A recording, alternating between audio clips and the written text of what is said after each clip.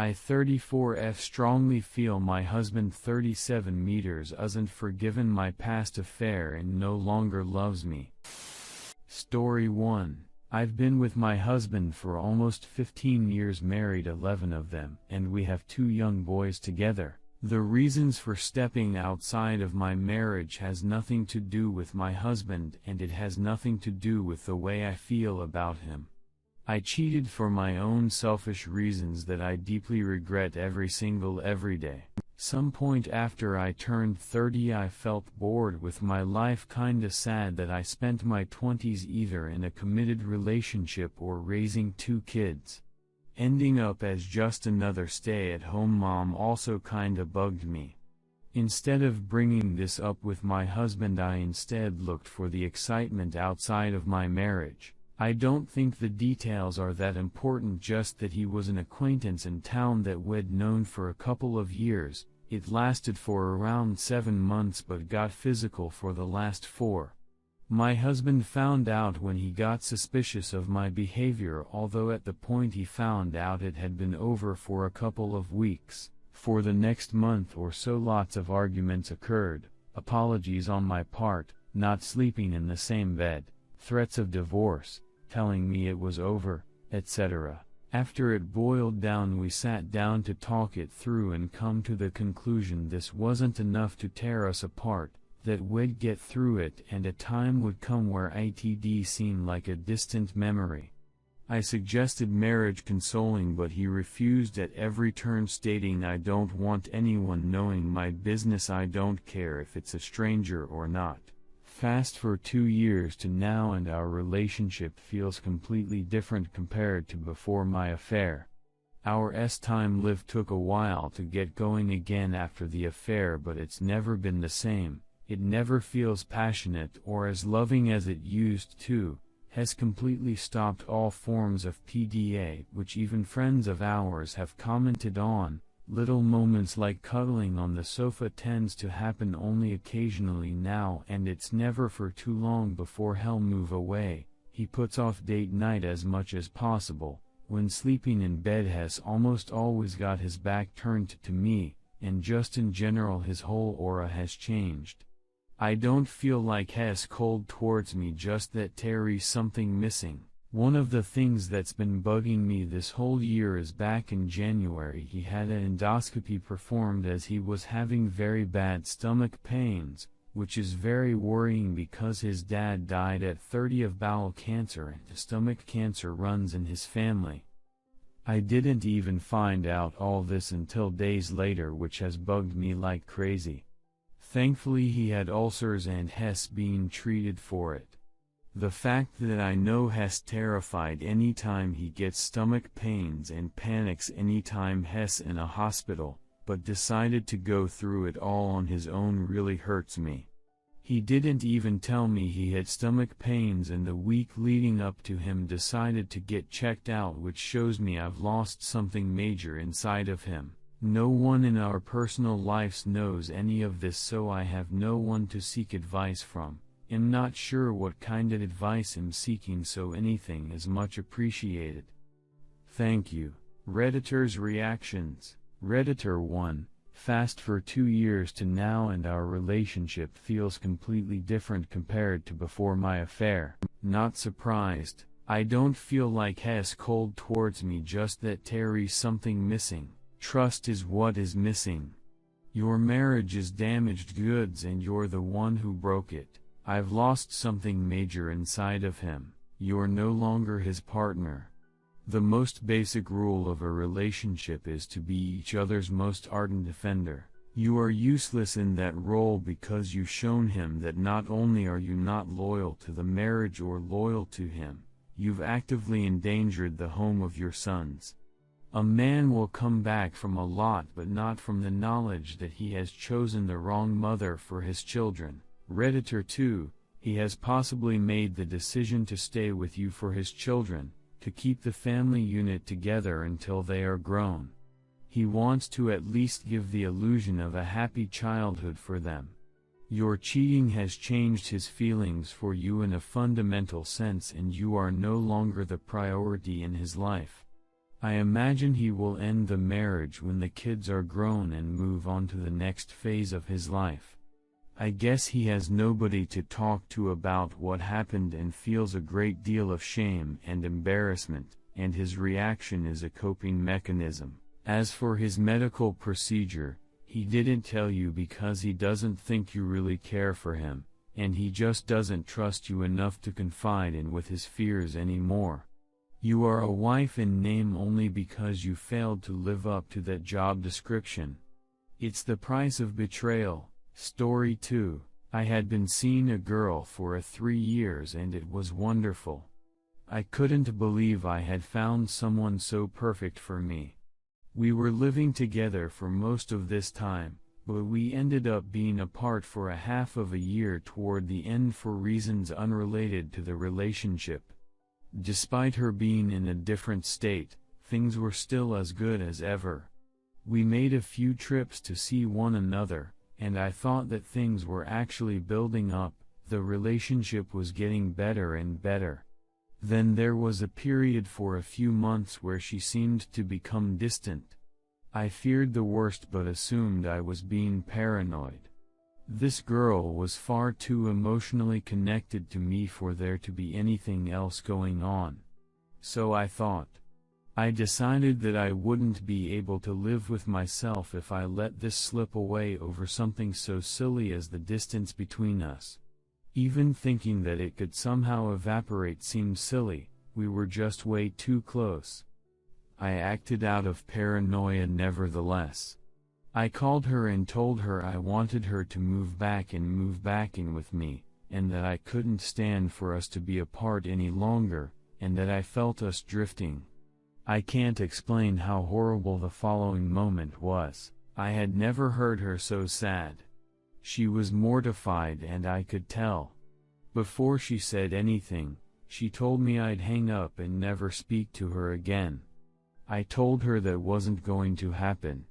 Maybe that prepared me. At that point I assumed cheating, but in the back of my head I was thinking she had maybe gotten a disease or something.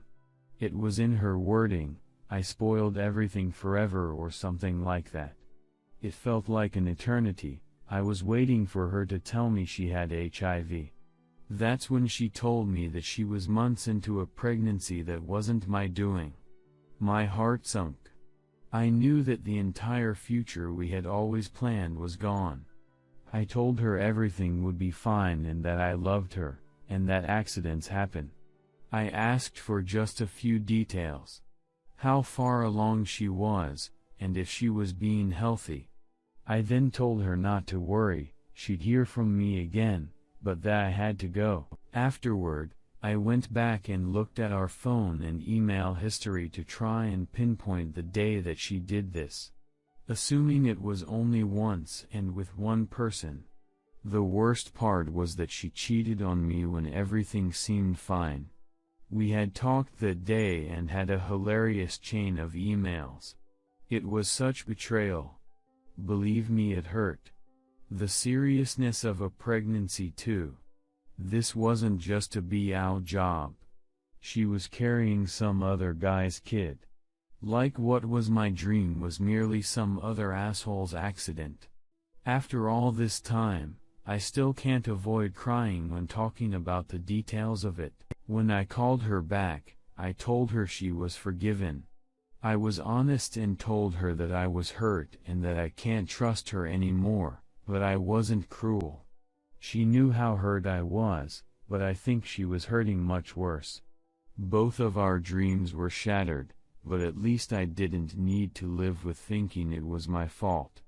I'll admit I had some horrible feelings and thought about some horrible things I'd like to say, but I just had no desire to be vengeful. When you love someone, you don't want revenge, you want understanding. I was just sad. This all happened a few years ago. For the sake of brevity, I'll sum this up by saying she had her baby and he is wonderful. I stayed with her as a friend through the entire ordeal. We are still close friends today. I am so happy that I didn't react harshly. She and I are not together, that trust is broken. However, I retained a friend, had a great life lesson, as did she. I also got to practice love when it wasn't easy. Though it makes me sad to think about the details of this event, I'm very happy that I still have this person in my life. I'm very happy I wasn't mean to her when she was at her lowest point. I'd regret that today. Edit. This is the one comment I will respond to, because I feel there needs to be some context. The moment she told me this information, it was over. She knew it and I knew it. The conversation was not going to be about hurt feelings and bruised egos, because now I was talking to someone who was pregnant with a child. I talked to her the way I would talk to any friend who was in a similar kind of crisis. It wasn't about me or us, it was about her and the baby. The worst thing I could have done was make her have any resentment around her pregnancy. It was important for the sake of this baby that from the get-go there were no hard feelings involving his existence. Furthermore, she was already beating herself up really badly, like really badly. I was worried. Even a half-hearted cry for help kind of event could have been detrimental to the health of the baby. She needed not to hear she was forgiven, but hear the words that would be said if she really was forgiven. She needed to be given a little grace. No, she never said anything to hint she would hurt herself either, and she never held me emotionally captive. Once she was stable, I removed myself from the situation until after the pregnancy was over, and she was fine with that. She never played any mind tricks. I'm not a doormat, though I really don't take offense to being called one in this case. She turned into a desperate friend at that moment, so I had to respond accordingly. Protecting my pride was the last thing I was concerned about. I knew she was in a worse place, so it was my choice to do my part in making sure she and the baby got through this okay. I'm a strong person and I recovered just fine. My little brother gets walked all over by meaningless women because his life is controlled by his penis. There are other people in this thread who have taken the girl back. I know doormats. I'm no doormat. Someone also said I'm being taken advantage of. I promise you I'm not. At least no more than any friendship is a pair of people taking advantage of each other. I quickly drew boundaries. Yes, her and I are friends, but I've since moved on and I've been in a few relationships that have been normal and healthy. Despite getting a bit sad when retelling the story, it's really not much of a big deal at all anymore. I wouldn't even be able to guess in what way I'm being taken advantage of. No more replies from me. Thanks everyone. I've loved reading your comments, and I still am. In case it isn't completely clear, I am not in a relationship with this girl anymore. There seem to be a lot of commenters that missed that. Also, I fixed the word here to here. Sorry. Redditor's reactions. Redditor 1, I caught her cheating and forgave her. Was a big man, handled it maturely. Was understanding. Then she admitted to me, a year or so later, another affair she was having. Once more, I handled that like a pro. Listened to her concerns. Talked through it. Really understood where she was coming from. Later, we got married. That was great. Until out of the blue, she left me for someone with whom she was cheating on me. If I could go back and change the decision to forgive her and be understanding and listen to her, I would without the slightest hesitation. I sure as hell wouldn't stay with her, knowing what I know now. Since then, I've had a zero-tolerance policy for it, and have been much happier. The few times it's been an issue, I haven't looked back, and many years on now, I've never regretted it. To boil it down, when you have standards, you attract a better quality of person. Redditor 2, my GF got pregnant. Now I'm in my 40s. Married to her for over 20 years. Couple of children. When first child was 11 over 10 years ago, my wife told me I was not the biological father. I cannot express the hurt I felt that day and still feel to this day. I have tried to forgive, I cannot. It has even affected my relationship with my child over 20 now and who does not know. I am now getting a divorce, many reasons, but my failure to forgive is top of list. There are no life lessons to be taken from this. We each react and behave differently. Frankly, I consider myself a failure. It will not be easy for me or my wife. Human sexuality still baffles me. Time invokes large emotions. Be careful with it.